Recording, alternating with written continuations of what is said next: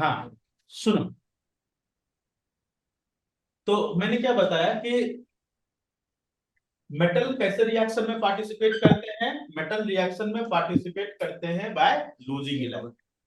और जब electron lose होगा, अब याद करो क्या हो रहा है कि एक कोई एटम है जिसमें कि atomic number is equal to number of proton is equal to number of electron, है ना।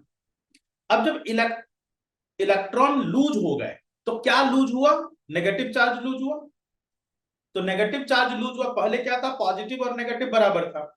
अब नेगेटिव चार्ज कम हो गया तो उसके ऊपर कौन सी चार्ज डेवलप कर जाएगी, पॉजिटिव। पॉजिटिव चार्ज डेवलप कर जाएगी। तो यहाँ पे कैटायन की फॉर्मेशन होगी पॉजिटिव चार्ज डेवलप हो करके। इसी तरह से जब भी कोई नॉन मेटल रिएक्शन में पार्टिसिपेट करता है, तो नॉन मेटल के रिएक्शन का तरीका क्या होता है, नॉन मेटल के रिएक्शन का तरीका होता है bye gaining electrons, bye gaining electron. अच्छा, गेनिंग इलेक्ट्रॉन में से पहले, जब रिएक्शन करने से पहले की सिचुएशन की बात करें, तो वहां पे क्या था कि इलेक्ट्रॉन प्रोटॉन बराबर थे ना। अब इलेक्ट्रॉन गेन कर रहा है, इलेक्ट्रॉन गेन कर रहा है तो उसपे नेगेटिव चार्ज डेवलप हो जाएगी। और जब नेगेटिव चार्ज डेवलप हो जाएगी तो वहां पे फॉर्मेशन किस चीज की होगी, एनायन की होगी। दोनों अपोजिट चार्जेज है, कैटायन और एनायन दोनों अपोजिट चार्जेज है। तो अगर ये अपोजिट चार्जेज है तो इस दोनों के बीच में क्या होगा, इस दोनों के बीच में होगा वेरी स्ट्रॉन्ग अट्रैक्शन फोर्स। क्योंकि हमने पढ़ा है कि अपोजिट चार्जेज जो है वो क्या करते हैं, एक दूसरे को अट्रैक्ट, है ना, ये पढ़ा है हमने। तो यहाँ पे जो अपोजिट चार्जेस हैं, opposite charges will attract each other. और इसके अट्रैक्शन के कारण इस दोनों के बीच की बॉन्डिंग बहुत स्ट्रांग बॉन्डिंग। जब ये बहुत स्ट्रांग बॉन्डिंग बनेगी तो ये बॉन्डिंग को हम लोग नाम देते हैं आयोनिक बॉन्ड। चलो सुनो, तो वेरी स्ट्रॉन्ग अट्रैक्शन फोर्स है और इस वेरी स्ट्रॉन्ग अट्रैक्शन फोर्स का नाम क्या है, आयोनिक बॉन्ड। ठीक है। अब एक बात सोचो, ये जो कंपाउंड की फॉर्मेशन होगी, जब भी एक मेटल एक नॉन मेटल से रिएक्ट करेगा तो वहां पे जो कंपाउंड की फॉर्मेशन होगी, उस कंपाउंड को हम लोग क्या बोलेंगे, जहां पे आयोनिक बॉन्ड है उस तरह के कंपाउंड को हम लोग बोलते हैं आयोनिक कंपाउंड। तो अगर कभी भी आपसे पूछा जाए आयोनिक कंपाउंड की फॉर्मेशन कैसे हो, तो आप क्या बोलोगे, जब एक मेटल एक नॉन मेटल के साथ रिएक्ट होगा तब जाकर के वहां पे क्या बनेगी, कौन सी कंपाउंड बनेगी, आयोनिक कंपाउंड बनेगी। और आयोनिक कंपाउंड जब बनेगी तो उसका, अगर आपसे एक कॉमन क्वेश्चन यहां से पूछा जाए कि जो भी आयोनिक कंपाउंड, उसका मेल्टिंग पॉइंट और बॉइलिंग पॉइंट कम होगा कि ज्यादा, या सोच कर ज्यादा होगा अट्रैक्शन फोर्स। मैंने क्वेश्चन क्या पूछा, क्वेश्चन पूछा है कि जब जो भी आयोनिक कंपाउंड बनेंगे उस आयोनिक कंपाउंड की मेल्टिंग पॉइंट और बॉइलिंग पॉइंट ज्यादा होगी कि कम, ज्यादा होगी, अट्रैक्शन फोर्स ज्यादा, क्योंकि अट्रैक्शन फोर्स ज्यादा है। ठीक है, आयोनिक कंपाउंड जब भी बनेंगे तो उसकी मेल्टिंग पॉइंट और बॉइलिंग पॉइंट काफी हाई है। एक दूसरा क्वेश्चन यहां से, ये जो कंपाउंड बनेंगे, ये कंपाउंड का फिजिकल स्टेट क्या होगा, सॉलिड होगा, लिक्विड होगा कि गैस, सॉलिड होगा। सॉलिड। क्यों सॉलिड होगा, रीजन, अट्रैक्शन फोर्स बहुत ज्यादा है। तो जब अट्रैक्शन फोर्स स्ट्रांग है तो वो अपने अगल बगल के भी कंपाउंड को जो अट्रैक्ट करेंगे, बहुत स्ट्रांग फोर्स ऑफ अट्रैक्शन से अट्रैक्ट करेंगे। तो जब स्ट्रांग फोर्स ऑफ अट्रैक्शन से अट्रैक्ट करेंगे तो इस तरह के जो कंपाउंड होंगे, इस तरह के कंपाउंड का melting point and boiling point will be very high. इस तरह के कंपाउंड का जो स्टेट होगा, physical state, that will be solid, है ना, सॉलिड नेचर का होगा। एक और बात, इस तरह के जो कंपाउंड होंगे ये वाटर में, most of the compound, max most of the compound की बात करें, ये वाटर में बहुत इजीली सॉल्व है। और although that is solid in nature, लेकिन वाटर में बहुत इजीली सॉल्युबल है। और जब ये वाटर में इजीली सॉल्युबल है तो पानी में सॉल्युबल होने के बाद इट फॉर्म आयंस। समझ में आ रहा है मैंने क्या बोला? पानी में बहुत आसानी से डिजॉल्व हो जाएंगे, और डिजॉल्व हो जाएंगे तो ये क्या बनाएंगे? It will form ions. और जब आयंस बनाएंगे, अब एक बात बताइए, तो क्या ये इलेक्ट्रिसिटी का अच्छा कंडक्टर होगा या बुरा कंडक्टर? अच्छा होगा। तो it is readily soluble in water, readily soluble in water,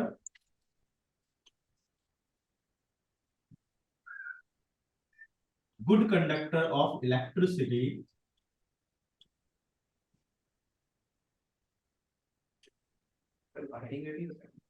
किसमें? किसमें? वायर में तो फ्री इलेक्ट्रॉन्स का कॉन्सेप्ट, वायर में फ्री इलेक्ट्रॉन्स, वहां पे आयंस नहीं। वायर जो है that is made up of metal only, वहां पे नॉन मेटल। क्या ये सारे पॉइंट्स क्लियर हैं? Yes, sir. सर एक क्वेश्चन है। हाँ पूछिए, बिल्कुल पूछिए। सर एक आयन में जैसे होल पे क्या चार्ज होगा? जैसे NaCl में होल पे चार्ज क्या होगा? NaCl में होल पे 0 चार्ज, अच्छा। होल पे कोई चार्ज नहीं है, क्योंकि वहां पे तो पॉजिटिव और नेगेटिव दोनों बराबर है ना, तो दोनों एक दूसरे को कैंसल आउट कर देगा। एज अ होल उसमें कोई चार्ज नहीं होगा, लेकिन चार्ज डेवलप होगी कब?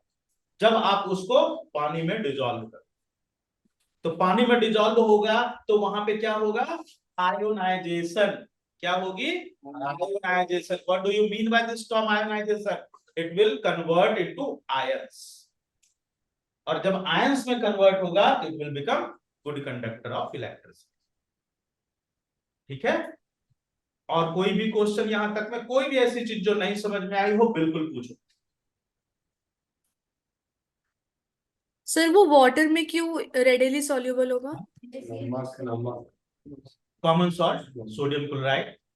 हाँ, क्या पूछा आपने नित्या? सर वो वाटर में रेडिली सॉल्युबल क्यों होगा? एक वाटर की एक स्पेसिफिक प्रॉपर्टी होती है, वाटर की एक स्पेसिफिक प्रॉपर्टी होती है, जिस प्रॉपर्टी को का एक स्पेसिफिक नेचर होता है, नाम होता है, उसको हम लोग डाई इलेक्ट्रिक कांस्टेंट बोलते हैं।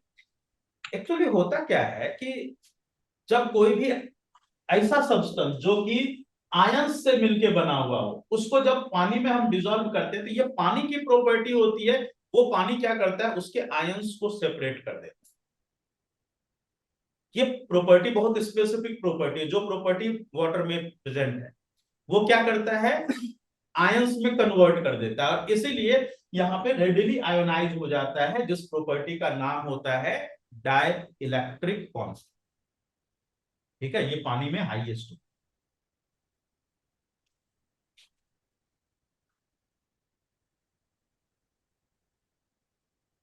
तुम ये बैक पेज पे क्यों लिख रहा है? नोट्स क्यों नहीं बना रहा प्रॉपर? आज खरीदेगा कॉपी।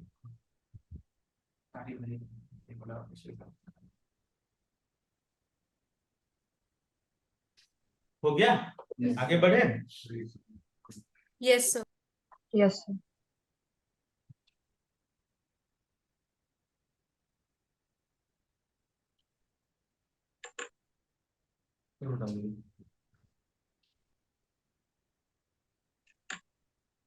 देखो अभी तक हमने पढ़ा कि केमिकल रिएक्शन का दो तरीका। पहला तरीका by losing electron and bye gaining electron. अब हम लोग समझेंगे शेयरिंग ऑफ इलेक्ट्रॉन।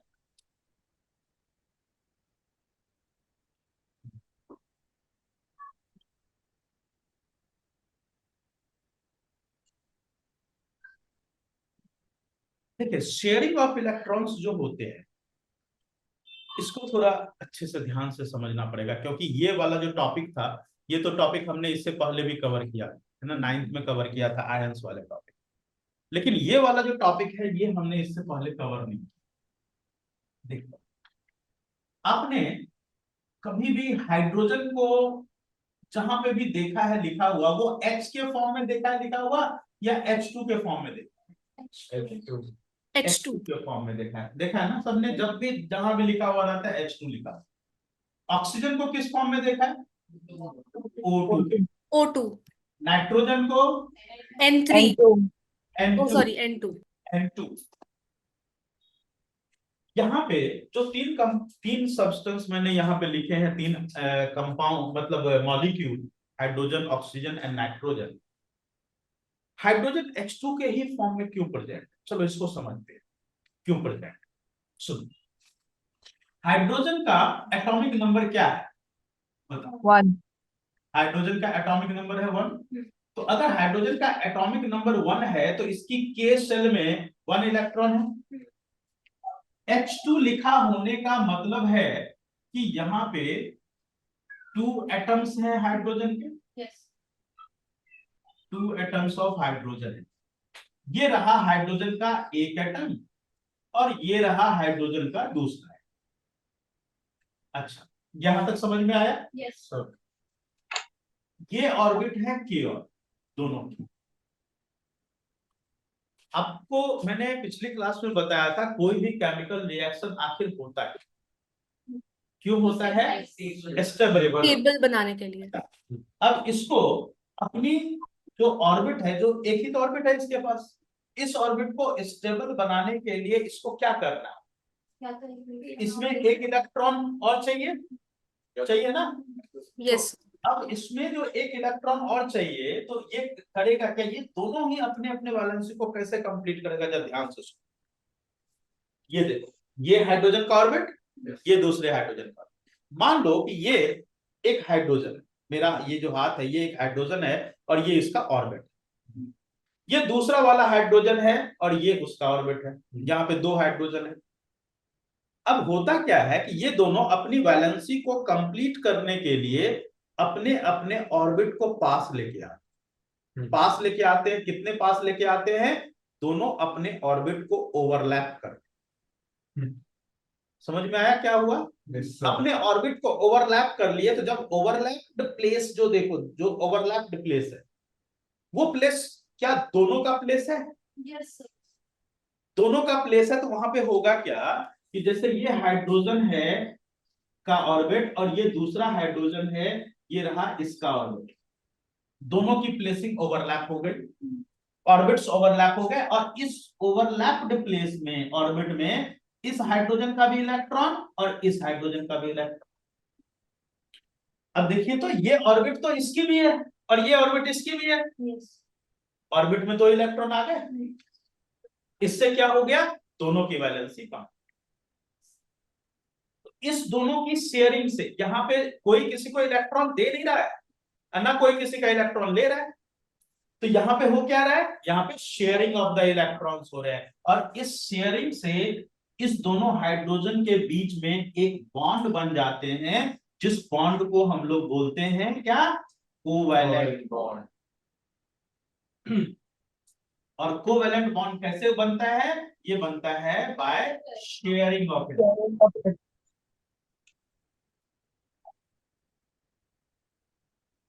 समझ में आया? यहां तक कुछ इस तरह के एग्जांपल ले लेता हूं। Water, CO2, NH3। देखिए सबके सब नॉन मेटल। चलिए एक और एग्जांपल जो आपने बोला वो भी ले लेते हैं, HCl।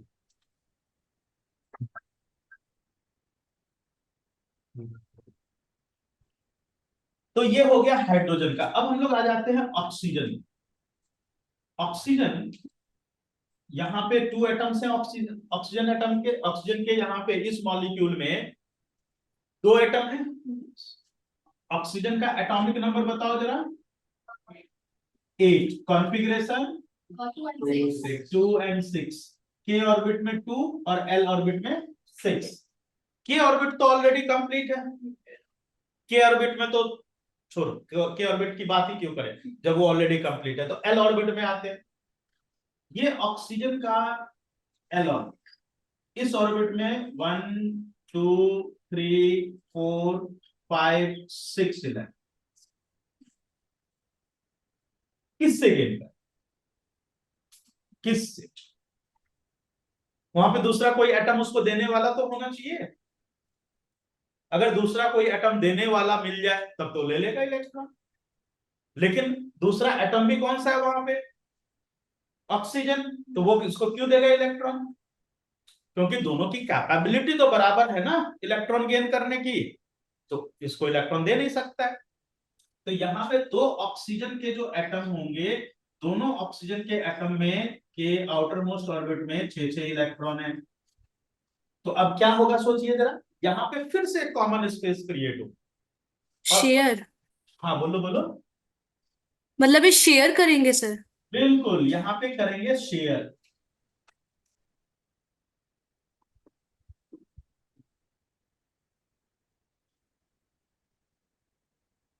देखिए यहाँ की शेयरिंग में देखें, अब इस जगह की शेयरिंग को देखिए, यहाँ पे तो एक एक इलेक्ट्रॉन की शेयरिंग हो रही थी, यहाँ पे देखिए कितने कितने इलेक्ट्रॉन की शेयरिंग हो रही है, दो दो इलेक्ट्रॉन। उस कॉमन स्पेस में दो इलेक्ट्रॉन इसके हैं और दो इलेक्ट्रॉन इसके। इसके पास टोटल 6 इलेक्ट्रॉन तो पहले से था, दो इलेक्ट्रॉन इसके आ गए उस स्पेस में, तो टोटल 8 हो गए। इसके भी 8, इसके भी 8। अभी मैंने क्या बताया, दो इलेक्ट्रॉन की शेयरिंग से वहां पे कोवैलेंट बॉन्ड बने। यहाँ पे कितने इलेक्ट्रॉन की शेयरिंग हो रही है? तो यहाँ पे तो दोनों के एक एक इलेक्ट्रॉन की शेयरिंग हो रही थी, यहाँ पे देखो दो दो इलेक्ट्रॉन की शेयरिंग हो रही है। मतलब एक बॉन्ड यहाँ पे बनेगा और एक बॉन्ड यहाँ पे बनेगा। तो ऑक्सीजन और दूसरे ऑक्सीजन एटम के बीच में जो कोवैलेंट बॉन्ड बनता है वो सिंगल कोवैलेंट बॉन्ड नहीं बनता है। वो कैसा कोवैलेंट बॉन्ड बनता है? डबल कोवैलेंट बॉन्ड बनता है।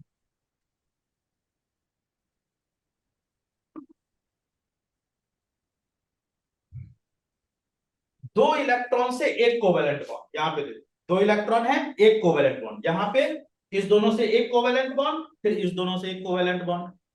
तो टोटल कितने कोवैलेंट बॉन्ड बने? Double covalent bond. और यहाँ की कोवैलेंट बॉन्ड को हम लोग क्या बोलेंगे? Single covalent. किसको? किसी को नहीं दे रहा है, शेयर कर रहा है, शेयर कर रहा है। मान लो सपोज करो कि तुम्हारे पास 500 रुपये, ठीक है, और लोपाशी के पास भी 500 रुपये, दोनों गए होली की पार्टी हो गई। पार्टी, मतलब कहीं भी मार्केट गए और आप दोनों को भूख लग गई, पिज्जा के शॉप में गए, पिज्जा का कॉस्ट था 600, ठीक है। अब ना आपके पास 600 है ना उसके पास 600 है, तो क्या करोगे? दोनों 300 शेयर करोगे। उससे क्या करोगे? पिज्जा खरीद लिया आपने, तो क्या तुम अकेले वो पिज्जा उसको खाने दोगी? नहीं ना, वो तुमको खाने देगी? क्या होगा? शेयर, बराबर बराबर। शेयरिंग जब भी होती है बराबर बराबर इलेक्ट्रॉन की होती है। अगर इसने एक इलेक्ट्रॉन शेयर किया, ये भी एक इलेक्ट्रॉन शेयर करेगा। ये अगर दो इलेक्ट्रॉन, देखो है इसके पास 6, लेकिन शेयर कितने कर रहा है? 2। तो ये 2 शेयर कर रहा है, तो ये भी 2 शेयर कर रहा है। और शेयर में कोई ऐसा नहीं होता कोई किसी को कंप्लीट दे देगा, तुम पिज्जा नहीं दे सकते ना उसको पूरा, तो कोई किसी को पूरा कंप्लीट डोनेट नहीं करेगा। यहाँ पे क्या होगा? शेयरिंग, बराबर। 600 में से 500 दे दूंगा। बैलेंस तो दोनों की कंप्लीट हो गई ना, मतलब खुद तो दोनों का कंप्लीट खत्म, बैलेंस दोनों के कंप्लीट, लेकिन वहां पे हो रहा है शेयर। ठीक है, समझ में आया? अगर तुम उससे छीन लो देन इट इज आयोनिक, ठीक है, then it is ionic. Sir दो एलिमेंट्स के कोवेलेंट बॉन्ड सेम हो सकते हैं? कोवेलेंट बॉन्ड सेम हो सकते हैं, मतलब तुम्हारा क्वेश्चन नहीं समझा। मतलब सर किसी और एलिमेंट का क्या जैसे डबल कोवेलेंट बॉन्ड हो सकता है? स्ट्रेंथ अगर दोनों की सेम हो सकती है? बिल्कुल हो सकते हैं। अभी आओ देखो, बहुत सारे एग्जांपल अभी आने वाले हैं, देखो सब सारे बताओ। सारे बताऊंगा, टेंशन नहीं। नाइट्रोजन, नाइट्रोजन का atomic number 7, configuration will be 2n5 K-Lon। अब देखिए नाइट्रोजन के आउटर मोस्ट ऑर्बिट में है 5 इलेक्ट्रॉन, दोनों नाइट्रोजन के आउटर मोस्ट ऑर्बिट में 5 इलेक्ट्रॉन, ठीक है, इसके पास भी 5, इसके पास भी 5। इस वाले नाइट्रोजन ने क्या किया, जो कॉमन स्पेस बनाया उसमें इसके 5 इलेक्ट्रॉन, और इस नाइट्रोजन ने लिया इसके 5 इलेक्ट्रॉन, दोनों की शेयरिंग हो गई। देखिए 3-3 शेयर, कैसे चल है ना। तो यहाँ पे अब देखो नाइट्रोजन और नाइट्रोजन के बीच में कितने covalent bond, triple covalent. Triple covalent. तो हाईएस्ट कोवेलेंट कितना होगा? यही दिस इज द हाईएस्ट। किसी भी दो सिमिलर एटम के बीच में जो हाईएस्ट कोवेलेंट, दो सिमिलर एटम की बात कर रहा हूं, दो सिमिलर एटम के बीच में जो हाईएस्ट कोवेलेंट बॉन्ड बन सकता है दैट इज ट्रिपल कोवेलेंट। एक बात बताओ, हमारी एटमॉस्फेयर में ऑक्सीजन कितना परसेंट है? 21, 21%। और नाइट्रोजन 78। 78%। ये हमारी एटमॉस्फेयर में है। अब एक बात, क्या आपने पढ़ा है कि oxygen helps in combustion? Yes sir. Yes sir. Yes sir. आपने कभी ये सोचा है कि अगर हम एक माचिस की तीली जलाते हैं तो यहाँ पे तो चारों ओर बहुत सारा ऑक्सीजन है, तो फिर सारा ऑक्सीजन एक साथ क्यों नहीं जल जाता? क्योंकि वो तो कंबशन में हेल्प कर रहा है। तो फिर फ्लेम इतनी छोटी सी ही क्यों होती है? क्योंकि वो कंबस्टेबल है बट फ्लेमेबल नहीं है। क्योंकि वो कंबस्टेबल तो है पर लेकिन फ्लेमेबल नहीं। वो बहुत ज्यादा एक्सपेंड नहीं हो सकता। क्यों क्यों नहीं हो सर? सकता? नाइट्रोजन ने इसको ब्लैंकेट कर रखा। नाइट्रोजन को के दोनों एटम्स को तोड़ पाना, अलग कर पाना बहुत आसान काम नहीं है। देखिए ट्रिपल कोवेलेंट बॉन्ड है, बहुत स्ट्रांग बॉन्ड है। और हमारी अर्थ की स्टेबिलिटी का एक बहुत बड़ा रीजन ये भी है कि हमारे अर्थ की एटमॉस्फेयर में नाइट्रोजन इज 78%, जो क्या करते हैं, फायर को बहुत ज्यादा एक्सपेंड नहीं होने देते, वो एक छोटे से स्पेस में रह जाते। आपने ये तो पढ़ा होगा, जैसे सपोज कीजिए कि आपको प्रोटीन डाइट चाहिए, तो प्रोटीन डाइट के लिए हमें प्रोटीन बाहर से खाना पड़ता है। प्रोटीन डाइट का मतलब क्या? Actually nitrogen compound. Protein diet मतलब नाइट्रोजन कंपाउंड। अब नाइट्रोजन कंपाउंड के लिए, नाइट्रोजन तो हमारे इस एटमॉस्फेयर में इतना है, फिर हमें नाइट्रोजन कंपाउंड की जरूरत क्यों पड़ रही है? बाहर से प्रोटीन खाने की जरूरत क्यों पड़ रही है, जबकि लेना तो हमें नाइट्रोजन ही है? क्योंकि कोई भी प्लांट, कोई भी एनिमल नाइट्रोजन को डायरेक्ट एटमॉस्फेयर से यूज नहीं कर सकता। रीजन क्या है? स्ट्रॉन्ग कोवेलेंट बॉन्ड, डायरेक्ट इसको यूज ही नहीं किया जा सकता। इसको सिर्फ दो तीन तरीके ही हैं जिससे तोड़ा जा सकता है, या तो राइजोबियम बैक्टीरिया, राइजोबियम, या फिर लाइटनिंग नाइट्रोफिक्सेशन। Nitrogen fixation. वही दो तीन तरीके हैं इसको तोड़ने के, और कोई तरीका नहीं है। इसीलिए तो नाइट्रोजन में जो पल्स हम लोग खाते हैं, जो दाल खाते हैं, वो दाल खाने के पीछे का रीजन यही है, नाइट्रोजन की रिक्वायरमेंट। क्योंकि प्रोटीन वहीं से मिलता है, प्रोटीन मिलने का मतलब नाइट्रोजन की रिक्वायरमेंट। ठीक है, तो नाइट्रोजन हमें यहीं से मिलता है। इतना एटमॉस्फेयर में होते हुए भी हम उसको डायरेक्ट यूज नहीं कर सकते। सर हम नाइट्रोजन को लिक्विफाई कर सकते हैं? बिल्कुल कर सकते हैं, ठंडा करके उसको कंप्रेस करके लिक्विफाई कर। अच्छा एक चीज और, नाइट्रोजन में ट्रिपल कोवेलेंट बॉन्ड है, ये तो देख रहे हो। अब याद रखना, अब इसी चैप्टर में अभी जो आने वाले हैं, अभी इस चैप्टर में आप देखोगे नाइट्रोजन का जहां जहां हम रिएक्शन करवाएंगे वहां पे आपको बाहर से हीट देनी पड़ेगी। समझ में आ रहा है क्यों? जहां पे भी आप नाइट्रोजन का रिएक्शन करवाओगे किसी भी दूसरे सब्सटेंस के साथ, आपको बाहर से हीट देनी पड़ेगी। इसको ब्रेक करने के लिए? बिल्कुल, इसको तोड़ेंगे तभी तो जाकर के कंपाउंड बनेगा। तो इसको तोड़ने के लिए आपको बाहर से हीट देनी पड़ेगी, तब जाके ये। तो यहां से भी एक क्वेश्चन आता है कि नाइट्रोजन के जो रिएक्शन है वो एंडोथर्मिक रिएक्शन क्यों होते हैं? एंडोथर्मिक समझते हो, जिसमें बाहर से हीट देनी पड़ती है। इसलिए देनी पड़ती है क्योंकि यहाँ पर ट्रिपल कोवेलेंट बॉन्ड, जब तक ये दोनों सेपरेट नहीं होगा तब तक वो नया कंपाउंड बनाएगा कैसे? ठीक है, समझ में आ रही बात? चलिए ये हो गया। अब हम लोग आ जाते हैं, अभी तक तो आपने देखा सिमिलर एलिमेंट्स के बीच में कंपाउंड बन रहे थे, अब हम लोग आ जाते हैं डिसिमिलर एलिमेंट्स के बीच में कंपाउंड। ये बना लिया था ना, ड्रॉ किया था सबने?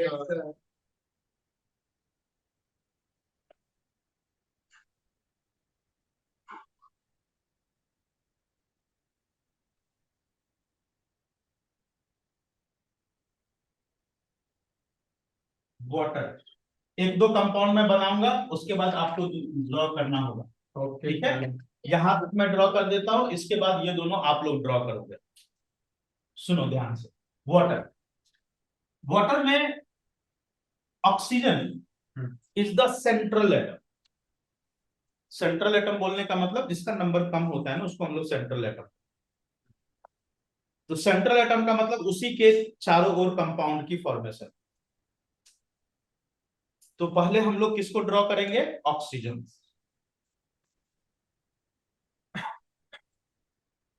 हाइड्रोजन एटॉमिक नंबर 1 के ऑर्बिट में 1 इलेक्ट्रॉन, ऑक्सीजन एटॉमिक नंबर 8 2 6 के एल ऑर्बिट में 6। देखते जाइए ध्यान से कैसे ड्रॉ करेंगे, देख लो समझ लो यहां। इसके बाद ये दोनों आप लोग को खुद से ड्रॉ करना है, ध्यान से। ऑक्सीजन सेंट्रल एटम है, आउटर मोस्ट ऑर्बिट में कितने इलेक्ट्रॉन है? 6 इलेक्ट्रॉन। 6। ऑक्सीजन के ये रहे आउटर मोस्ट ऑर्बिट में 6 इलेक्ट्रॉन। 2 हाइड्रोजन है यहाँ पे, ये एक हाइड्रोजन, ये दूसरा हाइड्रोजन। एक काम करता हूं, हाइड्रोजन के इलेक्ट्रॉन को मैं स्टार से शो, ठीक है। अब हाइड्रोजन ने क्या किया, इस ऑक्सीजन के एक इलेक्ट्रॉन को शेयर किया।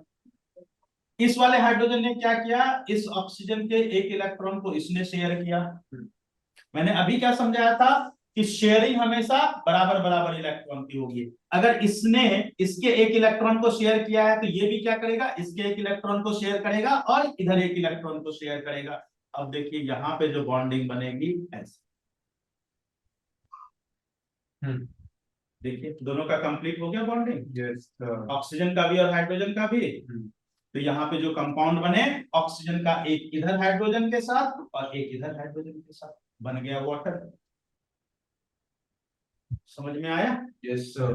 क्लियर सबको? यस। चलो अब कार्बन डाइऑक्साइड का बनाता हूँ। कार्बन डाइऑक्साइड का देखो, सर इसका कोवेलेंट बॉन्ड कौन सा होगा? ये रहा ना कोवेलेंट बॉन्ड, डब दो सिंगल कोवेलेंट बॉन्ड है, डबल कोवेलेंट बॉन्ड नहीं है यहाँ पे, दो सिंगल कोवेलेंट बॉन्ड। ओके। ठीक है, कोई कंफ्यूजन? चलो अब कार्बन डाइऑक्साइड में आते हैं। देखो carbon atomic number is 6, configuration is 2 and 4। Oxygen atomic number 8, configuration 2 6। Central atom कौन सा है इसमें? कार्बन। कार्बन के चारों ओर कंपाउंड बनेगा। तो कार्बन के आउटर मोस्ट ऑर्बिट में देखिए 4 इलेक्ट्रॉन है, 1 2 3 4। अब आ जाते हैं ऑक्सीजन। ऑक्सीजन के आउटर मोस्ट ऑर्बिट में है 6 इलेक्ट्रॉन, 3 4 5 6। हाँ सिर्फ आउटर मोस्ट लेना है, क्योंकि आउटर मोस्ट ही तो रिएक्शन में पार्टिसिपेट करेगा ना। तो इनर ऑर्बिट तो ऑलरेडी फिल्ड है, उसको ड्रॉ करने की जरूरत ही नहीं है। अब देखिए यहाँ पे ये ऑक्सीजन क्या कर रहा है, कार्बन के इस 2 इलेक्ट्रॉन को शेयर कर रहा है और ये इधर इसके 2 इलेक्ट्रॉन को शेयर कर रहा है। देखो तो ऑक्सीजन का कंप्लीट। कार्बन के पास ऑलरेडी 4 इलेक्ट्रॉन है, तो इसको शेयर करेगा इधर और 2 इधर। कार्बन का इधर बन रहा है डबल कोवेलेंट बॉन्ड और इधर बन रहा है double covalent bond, 2 double covalent. Double covalent bond समझ में आ रहा है ना? एक यहां पे बन रहा है, एक इधर बन रहा है, एक इधर और एक इधर।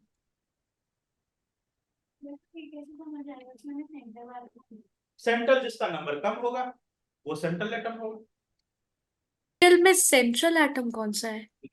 दोनों में से कोई भी बना लो, दोनों एक ही है, कोई भी बना लो। चलो अमोनिया का बनाओगे आप लोग? Yes sir. अमोनिया का आप लोग ड्रॉ करो और ड्रॉ करके इसका चेक कराओ। इसको हम लोग अमोनिया बोलते हैं। नहीं सर्कल तो ट्रायंगल बना लो। एक बात बता,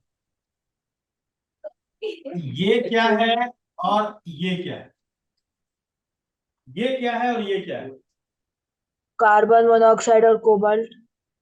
बिल्कुल सही, ये है कार्बन मोनोऑक्साइड, नो ऑक्साइड, और ये है कोबाल्ट। ये तो क्लोरीन है, और ये क्या है? हाँ, ये कार्बन क्या है? लिथियम कुछ तो, कार्बन बोलो। ये कुछ है ही नहीं। सर देखना सर, HCl ये ब्लेंडर है। मिस्टेक।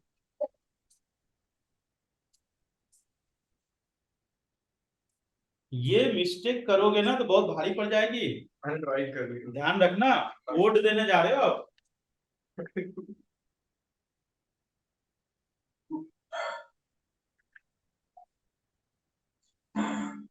चलो ओके। Yes sir. तो अब मैं अमोनिया का ड्रॉ करता हूं, आप लोग मेरा देखो, और इसमें अगर कहीं कोई करेक्शन आपको लग रहा है तो वो कर लो।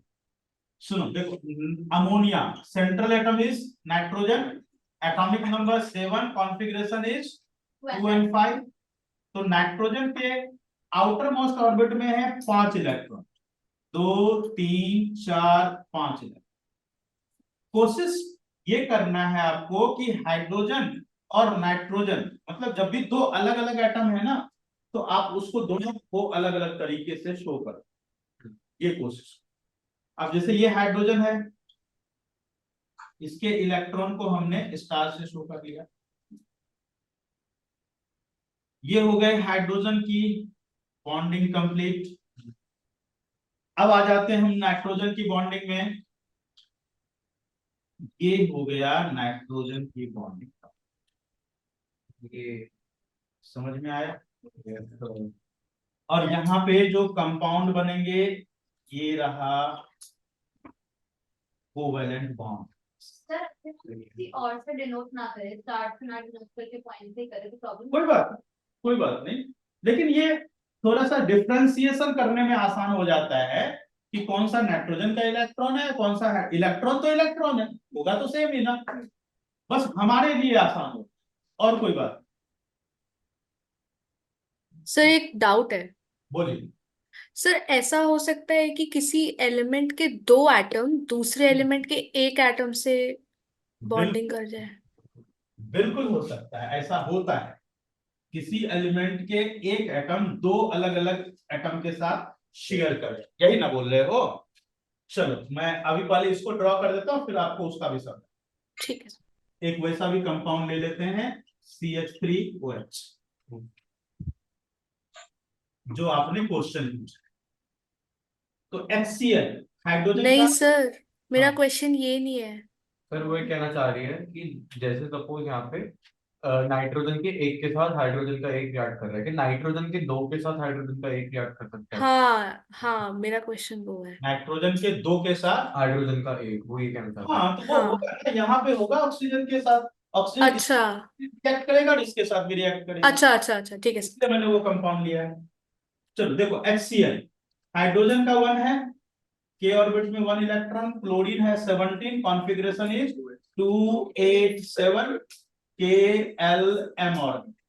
तो हाइड्रोजन के आउटर मोस्ट ऑर्बिट में 1 इलेक्ट्रॉन और क्लोरीन के आउटर मोस्ट ऑर्बिट में 7, 2 3 4 5 6 7। क्लोरीन इसके 1 इलेक्ट्रॉन को शेयर किया और हाइड्रोजन इसके 1 इलेक्ट्रॉन को शेयर किया। ठीक है, तो ये बन गया HCl। अब ये बताओ बच्चों, HCl के बीच में बॉन्डिंग कौन सी है? कोवेलेंट बॉन्ड है, आयोनिक बॉन्ड है ना? कोवेलेंट बॉन्ड है ना, याद रहेगा ना? Yes sir.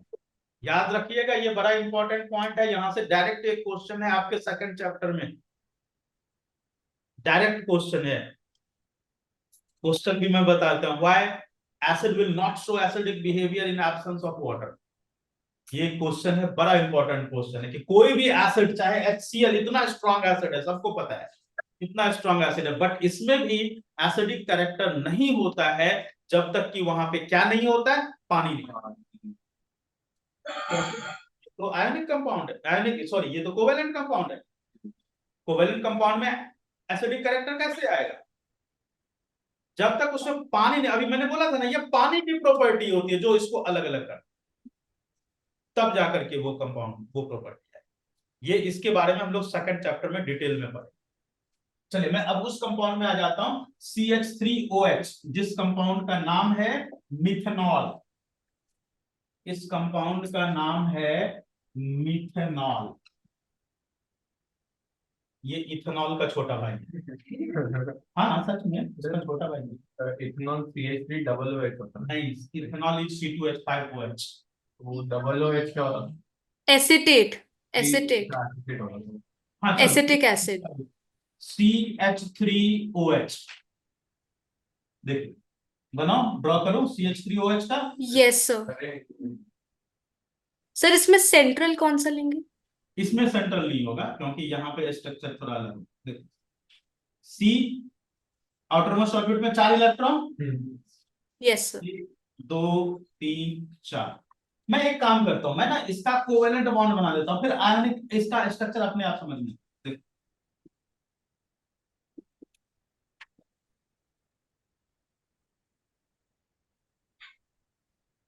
ये है इसका structure। ये बात है। तो अब ये स्ट्रक्चर पता चल गया, तब इससे आयनिक ये इलेक्ट्रॉन डॉट आराम से बन जाएंगे। यस अब बना लो आप लोग। Yes sir. चलो मैं बताता हूँ, देखो ध्यान दो, देखो ध्यान दो, जिससे भी सॉल्व नहीं हुआ कोई बात नहीं, आप देखो ध्यान से देखो। ये बताओ कार्बन के आउटरमोस्ट ऑर्बिट में कितने इलेक्ट्रॉन? 4 4। ध्यान से देखते जाओ, मैं क्या कर रहा हूं जरा ध्यान से देखते जाओ। ये रहे कार्बन के 4 इलेक्ट्रॉन, 4 इलेक्ट्रॉन मिल गए कार्बन के। Yes sir. हाइड्रोजन के इलेक्ट्रॉन में ये स्टार वाला हो गया हाइड्रोजन का इलेक्ट्रॉन, हो गया। इधर भी हाइड्रोजन का बना ले, ये स्टार वाला हाइड्रोजन का इलेक्ट्रॉन। अब आते हैं ऑक्सीजन के इलेक्ट्रॉन। ऑक्सीजन के आउटरमोस्ट ऑर्बिट में कितने इलेक्ट्रॉन? 6। 1 2 3 4 5 6 बन गया। यस चलिए अब पहले हम लोग क्या करें, हाइड्रोजन के इलेक्ट्रॉन को सर्कल में ले आए।